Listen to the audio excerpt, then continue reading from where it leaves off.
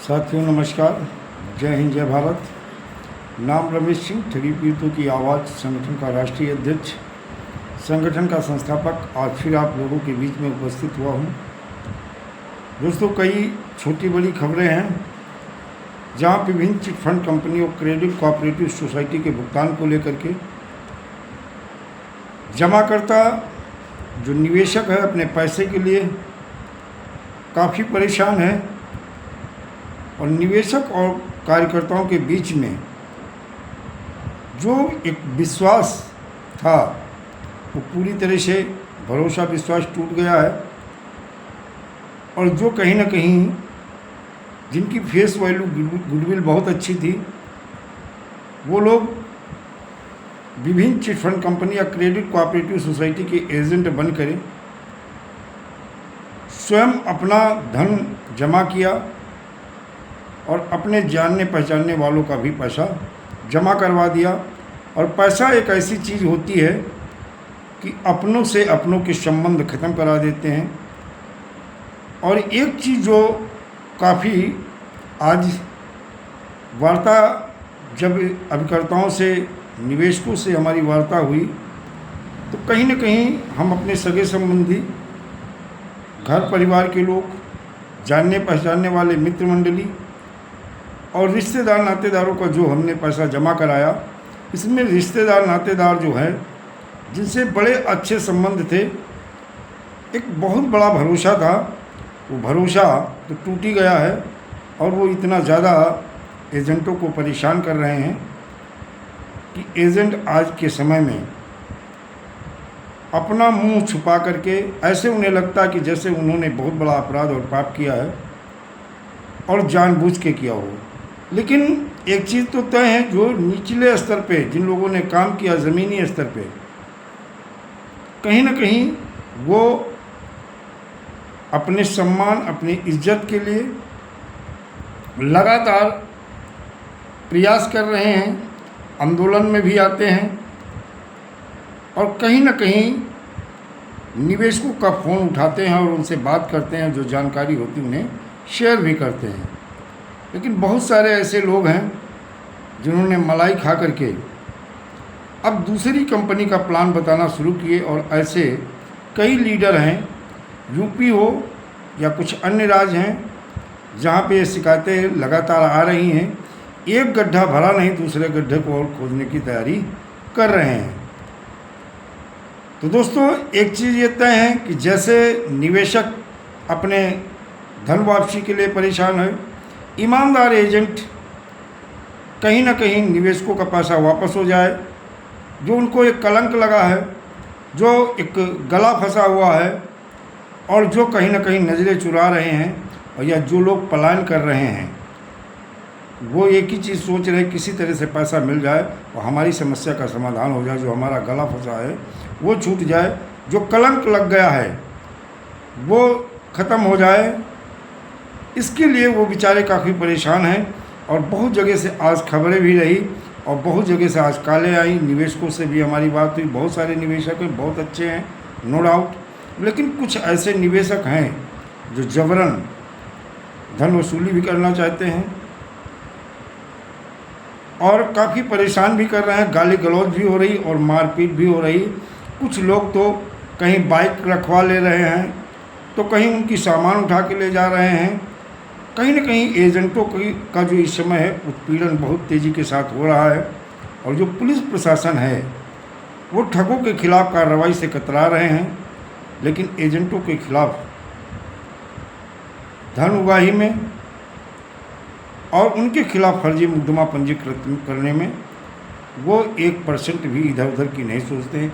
लेकिन कुछ ऐसे थाना अध्यक्ष हैं, कुछ पुलिस अधिकारी अच्छे भी हैं, जो चीज़ों को समझते हैं और समझाने का प्रयास भी करते हैं कि ये चीज़ें एजेंटों के हाथ में नहीं है। और बेरोज़गारी हमारे देश की बहुत बड़ी समस्या है। देखा जाए कि बहुत सारे मैं एजेंटों को जानता हूँ, बहुत सारे मैं ब्रांच मैनेजरों को भी जानता हूँ। कुछ ईमानदार थे, सबको तो नहीं कहेंगे, लेकिन कुछ ईमानदार थे। ईमानदारी के साथ उन्होंने बिजनेस को काटा और ईमानदारी के साथ उन्होंने काम किया और यहाँ तक कि सोसाइटी या कंपनी ने जो कमीशन के रूप में, चाहे वो ब्रांच मैनेजरों को या एजेंटों को कमीशन के रूप में जो दिया, और फिर उन्हें एक ऐसा टारगेट दे दिया कि अपने जानने पहचानने वालों का तो जमा ही कराया, और जो उन्हें कमीशन मिला वो भी उन्होंने सोसाइटी और कंपनियों में जमा कर दिया। आज वो अपने पैसे के लिए तो परेशान ही है, लेकिन सबसे ज़्यादा निवेशकों के पैसे के और उनके भुगतान, उनके हितों की रक्षा के लिए परेशान हैं। आज वो एक एक पैसे के मोहताज हैं। स्थिति बड़ी ख़राब है, लेकिन कुछ ऐसे भी लोग रहे जो चतुर और चालाक टाइप के, उन्होंने अपना एम्पायर बना लिया, एम्पायर खड़ा किया, अकूत दौलत उनके पास आ गई, और शायद उनके पास तो पैसा इतना है कि चाहें तो वो लड़ाई लड़ सकते हैं। आज ना वो आंदोलन में आते हैं, ना कोई लीगल कार्रवाई करना चाहते हैं, लेकिन जो कुछ ईमानदार लीडर रहे वो ईमानदारी के साथ काम भी किए और लीगल प्रोसेस में कार्रवाई भी कर रहे हैं। और कहते हैं जो आपका साथ देता है उन्हीं को लोग ज़्यादा उंगली उठाते, तब कहीं ना कहीं लगता है कि भाई आप अपने बचाने के लिए अपने सीनियर को भी फंसाना चाहते हैं। ये विकल्प नहीं है। और जो सीनियर वास्तविक में साथ नहीं दे रहे हैं, आपका फ़ोन देखिए, ज़रूरी नहीं कि हर सीनियर आपका फ़ोन उठा ले। इतनी कॉलें पूरे हिंदुस्तान से जाएंगी तो हम खुद ही, बहुत सारी कॉलें हमसे मिस हो जाती हैं, क्योंकि संपूर्ण भारत से कॉलें आती हैं। कहीं उत्तर प्रदेश से आती है, मध्य प्रदेश, उत्तराखंड, झारखंड, हिमाचल, गुजरात, वेस्ट बंगाल, छत्तीसगढ़, बिहार, इस तरह से बहुत सारे, हरियाणा, राजस्थान, उड़ीसा, इस तरह से बहुत जगह से कॉलें आती हैं। और हम सारी कॉलें, प्रयास रहता है कि अगर उस समय खाली हुए तो उठा लिए, नहीं अगर मिस कॉल लग गई तो हम बाद में कॉल करके उनकी समस्या क्या है फिर हम उनसे चर्चा भी करते हैं, और जो हमारे पास जानकारी होती है उसे शेयर भी करते हैं।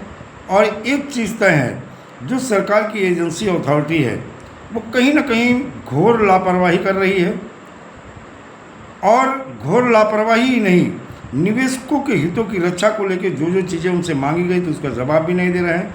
आरटीआई भी लगी है, अपील भी हो गई, प्रथम अपील भी हो गई है, अब द्वितीय अपील की भी तैयारी चल रही है। और हमने जो कहा था कि हम हाई कोर्ट भी इस बार सेंट्रल रजिस्ट्रार समेत लिक्विडेटर को भी हाई कोर्ट में खींचेंगे अगर इन्होंने लापरवाही बरती आवेदन को लेकर के। और भुगतान के आवेदन के साथ साथ भुगतान सुनिश्चित कराने के लिए जो इनको जिम्मेदारी दी गई है, उस जिम्मेदारी से अगर ये पीछे हटे तो ये तय है कि इस बार हाई कोर्ट में उन्हें खींचेंगे। और हाई कोर्ट में खींचेंगे ही नहीं, बल्कि हम आंदोलन की भी शुरुआत करने जा रहे हैं, और ऐसे अधिकारियों को दंडित करवाने के लिए पनिशमेंट भी मिले, और भविष्य में निवेशकों के हितों से खिलवाड़ ना कर सके। और जो जिम्मेदारी सौंपी गई है उस जिम्मेदारी का जो अधिकार है, उस अधिकार के तहत निवेशकों के हितों की रक्षा और उनके भुगतान के लिए उन्हें कार्य करें। अगर नहीं करते हैं तो निश्चित है ठगों के साथ साथ ठगों को बचाने वाले और निवेशकों को परेशान करने वाले ये सभी दंडित होंगे। और ये तय है, आज नहीं तो कल, कल नहीं तो परसों, परसों नहीं भी बरसों बाद ही सही, लेकिन बचेगा कोई नहीं। आने वाले समय में हर पीड़ित जमाकर्ता का भुगतान सरकार को, सरकार की एजेंसी को, अथॉरिटी को करना होगा, और ठगों का सर्वनाश सुनिश्चित होगा। ये तय है, इसे अब कोई रोक नहीं पाएगा। और जहाँ तक कि आंदोलन इसी महीने में शुरू हो जाएगा, लास्ट में हम दिल्ली भी जाएंगे, जिसमें हम सागा ग्रुप की सोसाइटी वुमन के लिक्विडेटर से मिलेंगे, एलजेसीसी के लिक्विडेटर से मिलेंगे, सेंट्रल रजिस्ट्रार से मुलाकात करेंगे, और फिर वापस आके मेरठ के हम लिक्विडेटर संजीव कुमार राय से मिलेंगे। और इस बार आर पार और स्पष्ट बात होगी, और अगर इन्होंने स्पष्ट बात का स्पष्ट जवाब नहीं दिया, आवेदन नहीं लिए, तो तय है फिर ये युद्ध स्तर के आंदोलन, प्रेशर बनाया जाएगा, और हाई कोर्ट में भी इनको खींचा जाएगा, और साथ में संसद में भी इनके खिलाफ कार्रवाई के लिए हम लगातार सांसदों से संपर्क हो रहा है और चर्चा हो रही है। आने वाले समय में हर निवेशक का भुगतान सुनिश्चित होगा। एकजुट रहें, आपस में न लड़ें। ठगों के खिलाफ अगर हम एकजुट हो गए तो आपका भुगतान सुनिश्चित होगा। दुनिया की कोई ताकत आपका भुगतान नहीं रोक पाएगी। दोस्तों, जय हिंद, जय भारत, वंदे मातरम।